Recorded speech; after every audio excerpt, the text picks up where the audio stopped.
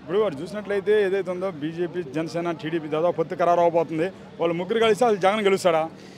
ఎవరు ముగ్గురు కలిసినా ఎంతమంది కలిసినా జగన్మోహన్ రెడ్డిని ఓడించే దమ్ము ధైర్యం ఏ మగోడికి లేదు ఆంధ్రప్రదేశ్లో. ఎందుకంటావు? అది ఆయన చేసే పరిపాలన అలా ఉంది.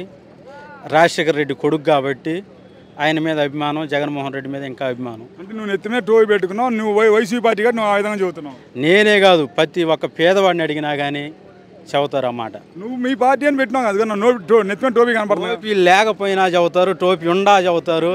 ఏంది ఫ్యాన్ గుర్తుకు ఓటేసి ఆ ఫ్యాన్ గాలి దెబ్బకి సైకిల్ ఎటుపోయిద్దో గలాస్ ఎటుపోయిద్దో కూడా తెలియని పరిస్థితిలో డిపాజిట్లు కూడా ఉండవు.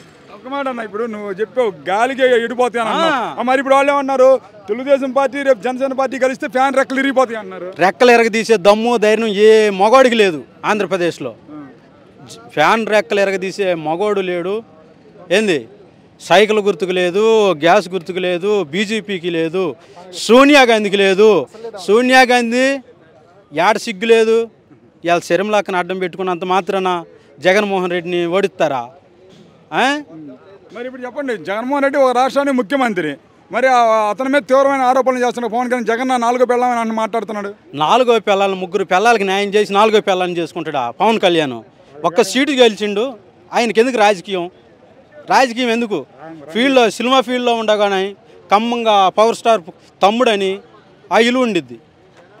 ఇవాళ చంద్రబాబు నాయుడు ప్యాకేజ్ ఇచ్చేలేక చంద్రబాబు నాయుడికి, సోనియా గాంధీ ప్యాకేజ్ ఇచ్చేలేక సోనియా గాంధీకి సపోర్ట్ చేస్తే రాష్ట్ర ప్రజలు తిక్కలొల్లా.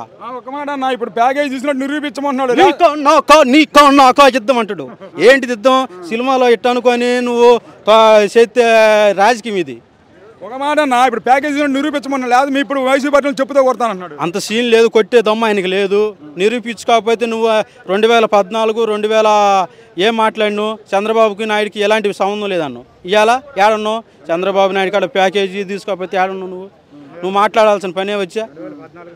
మరి ఇప్పుడు ఒక మాట, ఇప్పుడు నారా లోకేష్ అన్నాడు రేపు అధికారంలోకి వస్తే మిమ్మల్ని వైసీపీ ఒక్కరిని రోడ్డు మీద పరిగెత్తాను అన్నాడు. ఆయన ఒక సీటు గెలవమన్న మంగళగిరిలో గెలిచాడా? నైట్ పాదయాత్ర పెట్టేది నైటా? ప్రజలను పలకరించేది ఎప్పుడు? లోకేష్ పొగలంతా ఏసీలు పెట్టుకొని నేను ఉంటుంటివి, నైటా రోడ్ల మీద నడిచేది? ఎవరు వస్తారు నైట్ రోడ్ల మీదకి వస్తారా? ఆయన నడిచేలాకి ఇప్పుడు వానలు కూడా లేకుండా పోయిన ఈ సంవత్సరం. అంతకుముందు అన్న 4 సంవత్సరాలు ఖమ్మంగా వర్షాలు ఉన్నాయి, ఇబ్బంది లేదు.